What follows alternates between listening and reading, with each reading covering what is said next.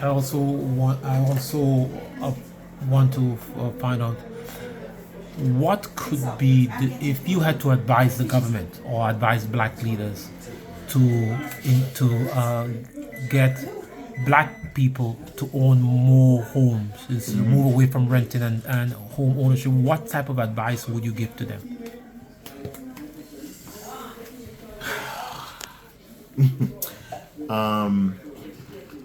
The advice I would, what advice would I give them?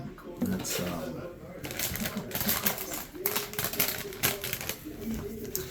you know, a lot of it is ignorance. I think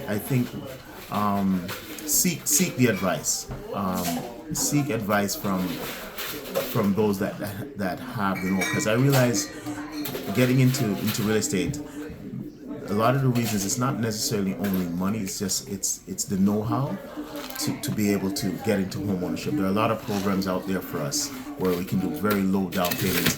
I've met so many couples after they come to me for one, as I said, they come to the rent, and after I sat them down and explained to them, you shouldn't be renting. You can own. They say how, and then so they explain to them. So it's knowledge. I think that's one of the lack of knowledge. I should say lack of knowledge is one of the key reasons, and this country almost. Your credit is even more important than how much education in this country, I find. Okay. With good credit, you can go even further than the person that with a high degree. If you understand how to handle money and handle your credit in this country, you could be more successful than someone that has a PhD. Right. So I think those are the key things. Yeah. So you believe that your credit, the credit is the most important part of a decision, or one of the reasons. One of them. Yeah. By itself, no, but definitely. Yes. And do you, in your opinion, from your experience, do you believe that that black people have high credit, medium credit, low credit? What's your opinion? I don't want to down my people, guys. I love you. No, that's fine. I mean, we do the study. I will tell you from our research. Okay, we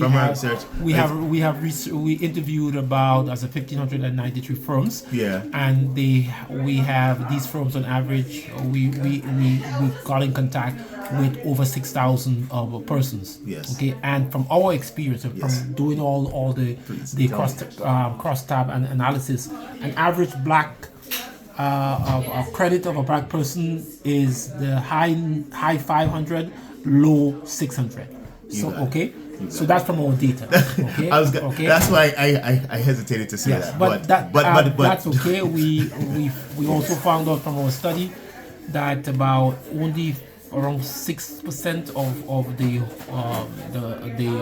black people make over $100,000. There you go. Okay, so I mean, our income is so from your experience, what are you? I mean, because this in your field. Well, basically, what you've said is exactly what I've encountered every time I go out there, and even as an entrepreneurial businessman, we try to study and try to figure out who we're going to market ourselves, where we're going to find, how do we find our business to be successful, and to be frank, our own community doesn't quite have it. So I find myself more in a training, consulting hat most times with our community, trying to help them with their credit first of all, because as I said to you, our credit scores are always on the low, and it's not, and I'm not trying to down, because guess what, we've had to struggle.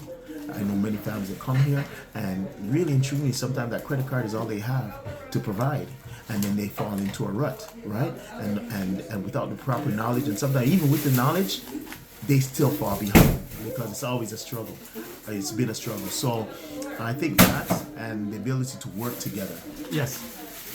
I think the lack of our ability, we need to learn to work together as a community. If we can learn to work together as a community, yes, I think with good credit, working together, and knowledge, we and I think that's what we lack mostly as a community. If we can somehow teach and explain to our community, young people, how to handle the credit, work together, I think the sky's the limit for us. Then. Yeah.